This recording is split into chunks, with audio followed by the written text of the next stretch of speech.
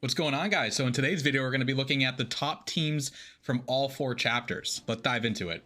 So as we've looked at the chapters the last couple of videos that I've made going through each of the individual chapters to kind of give you a little bit more insights into the best teams for those specific chapters of Mines of Moria and Heroes of Middle-earth, today I wanted to dive into just really the top teams overall based on where they position in each of the 4 chapters. And this is using the data from our guild, Pants of Hulk, as of mid-December 2023. So keep that in mind. Things are going to continuously change. We've talked about that on the channel. And so I want to keep that in your mind as you're looking at where some of these are positioning, because I do believe we will see some meta shifts over the next couple of months as people build out more of the characters such as Thorin, such as goblins. I think they'll continue to move up the ladder. But if we're looking at this, we can go to the Discord and can quickly show you that the raid teams here, of course, my head's kind of blocking it, so I apologize. So this isn't going to be great for you for you guys, but that's fine because I made a cheat sheet because I thought that'd be better anyways, just to kind of showcase it here. So on this video, I wanted to look at the 4 chapters. This isn't anything fancy from an Excel file, right? It's just very, very simple. I put this together right before creating the video, but I thought it'd be nice to see it just from like a quick position here. I can zoom in a little bit too, so you guys can see it a little bit better. So okay, so diving into the data here, keep it simple. So chapter 1 we discussed, right? Here's your ranks. We've been talking top 10.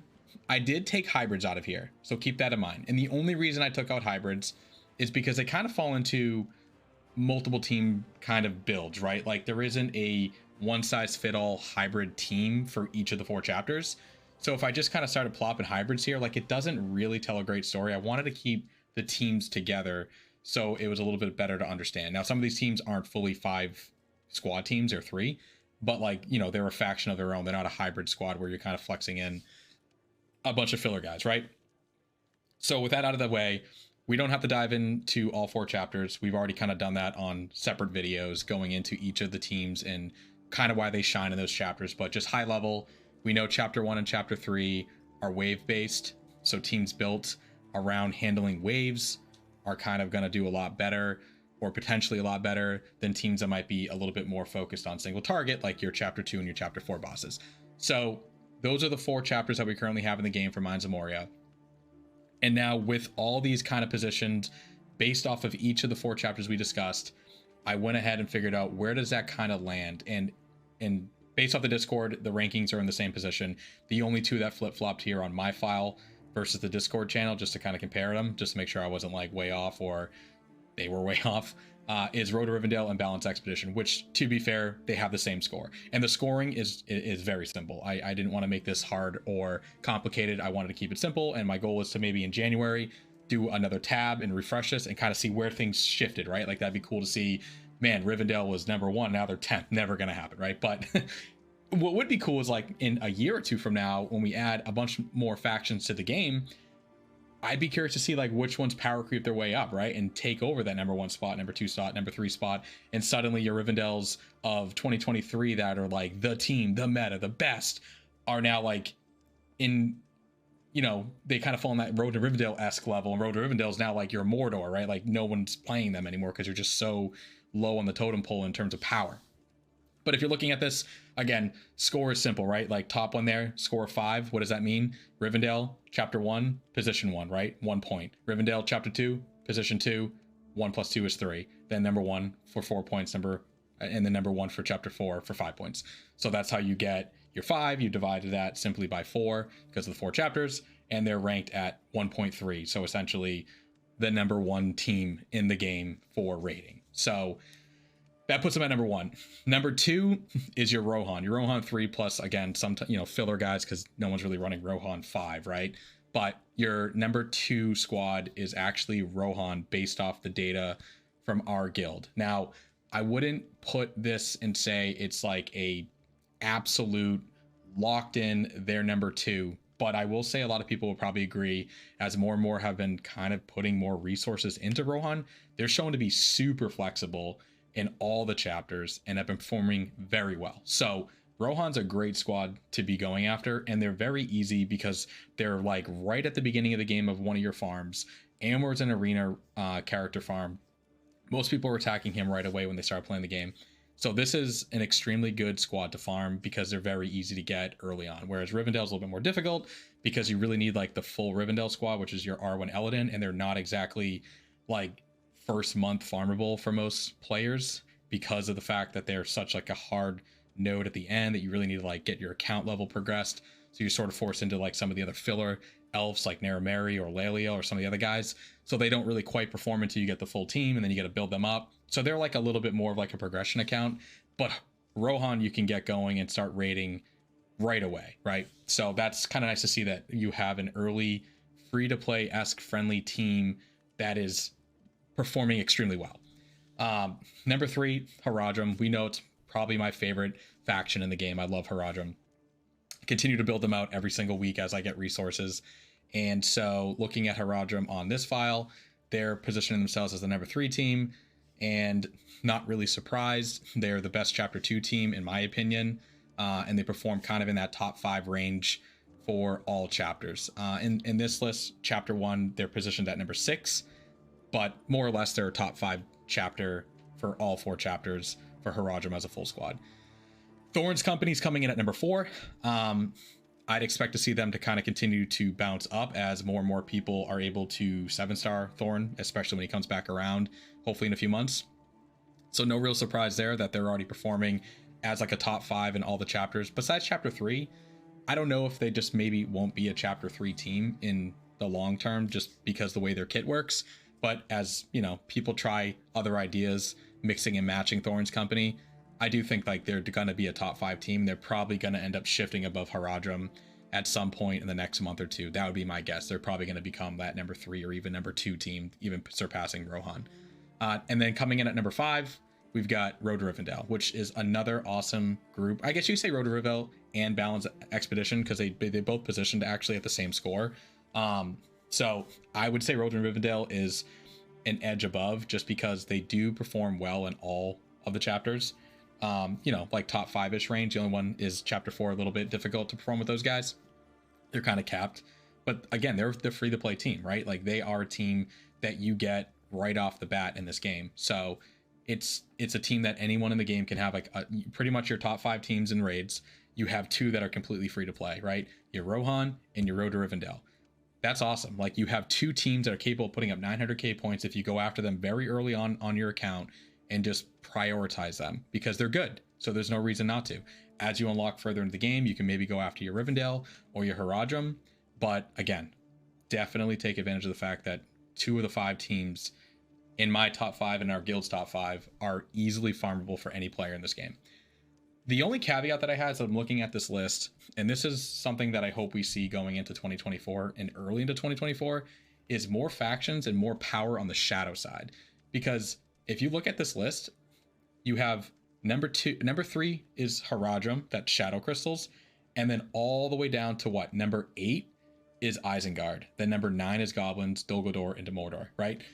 And so you literally, if you're trying to build these teams, you're going to be at a resource cap problem because you won't have enough allocation of resources to put all your luminous crystals into Rivendell, all of your crystals into Rohan, all of your crystals into Thorn's Company, Rivendell, Balance Expedition, Gondor. Like you just don't have the resources in the game to do that. So the problem is Shadow's just not strong enough yet. And although Haradrim is clearly the winner of the Shadow teams, that's one team that you can put those resources into, and then you have to build out another team, which really, like for me on my account, currently using my resources on the light side for Rivendell, and then the shadow side is Haradrim. So it's a nice equal playing field to kind of continue to progress them along the way alongside each other. And I think that's probably the right approach on how you attack your account. But you don't have that luxury if you're kind of a free-to-play player and you're trying to build out your squads. Really the only shadow team that you can probably build out early on in your account is going to be Isengard. And Isengard is not bad. I mean, I still use Isengard on my raid team because I have them built, but Isengard is definitely not going to be one of your top performing raid teams. So there's sort of like an early game build up that you might want to kind of, shuffle aside to a different team that's a little bit stronger. So we'll see what they add. I'm hoping I'm hoping now that we're into 2024, we might get some news and some updates from Capital Games and, you know, what they kind of want to do here. But anyways, Gondor is coming in at number 7 on this list. They're extremely good in specifically chapter 3. That's where they shine.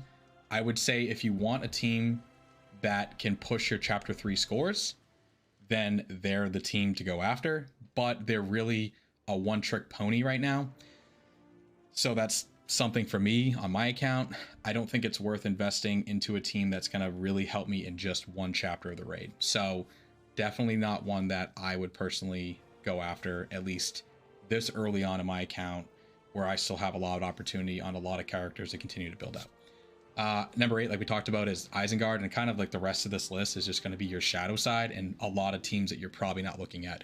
The only one that I will say is Goblins is another team that I expect to find its way and eke up the list, because I don't think Goblins are as bad as they look on this file, because this is when Goblins, again, we're talking like mid-December, when people just started really pushing Goblins to get Thorin. And I think more and more people will have Goblins built out because they want to get 7-star Thorin. And from what we've seen from some folks who are like Goblin lovers, they do well, right? Like they're not a bad team at all. So I'm not putting them here at number 9 saying they suck, because I think that on this list you could see Thorin bump up and Goblins easily bump up. I mean, they could easily bump up into like that probably Road to Rivendell Balance Expedition position on this list for top rate teams. So easily like a top 5, top 6 team in the game. So I would say Goblins, don't let it deceive you here that they're like number 9 on this list. They just don't have enough data yet, because not a lot of people have Goblins built out. But I'm trying to build out Goblins for Thorin, and I think a lot of other people have already started working on that. I think when we look at this again potentially in January, you'll already see them shift up a little bit, like over Isengard, over Gondor, and then over time maybe even past like Balance Expedition and Road to Rivendell. I don't know how much far they'll go up. I don't think they're like a top 3 raid team, but I do think they're like top 5, top 6. So that would be like the one other sleeper team that I think, if you found yourself interested in putting out, you know, resources into them because you wanted Thorin, I don't think when you look at this and say, oh man, they're number 9, like it's probably not worth my resources in the game because they're just not that good. I actually do think they're pretty good. So keep that in mind. And then Dol Guldur, just, you don't have the full squad yet. I think as they get the other characters, maybe like a legendary support Dol Guldur, they'll probably bump up. But right now with the 3 that we have, it's difficult. And again, they're still not quite there yet, because there's still a lot to they need like a full squad. They just don't have it, right? And then Mordor, I mean, they're just terrible. Nothing much more to say about them. Dunlin, right? Like a lot of those like kind of teams that just no one's really ever built out. They're just kind of sitting at the bottom or not even being used in raids. So fortunately, Mordor is just not really there. Maybe as they add more more characters to the game, they add like some powerful push to Mordor, which would be great, because if the data is suggesting on CG side that Mordor is just not performing well at all in the raids, it would be cool to see like, all right, maybe we need to add like some kind of spice, some kind of big released character for that faction to push them over the edge a little bit and kind of get them off like that bottom of the barrel. They're pretty much last in every single chapter.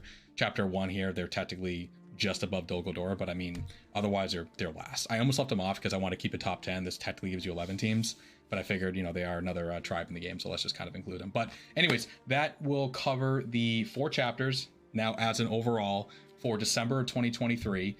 I plan on doing this again in January as we get more data updates from our guilds and kind of see how things shift, because it would be kind of fun to see it, right? Like I'm curious to see, this is where we are today in December. Well, now it's January 24, recording this or covering the data as of mid-December. I want to look at it again like as we close to like end of January. So that'd be like 6 more weeks of data, more glyphs being kind of adjusted to kind of try new things and see sort of where things landed. But let me know in the comments below, guys. What do you guys think? Do you think that this list kind of makes sense? Does it kind of in line with you think where teams kind of land? Do you disagree with anyone that is on here, like Rohan's too high or Goblins are too low? Let me know in the comments, and let me know if you guys are looking forward to another video in January to cover, the January raid teams and sort of how things change. But appreciate everything. Don't forget to like and hit the subscribe button. I'll see you guys in the next one.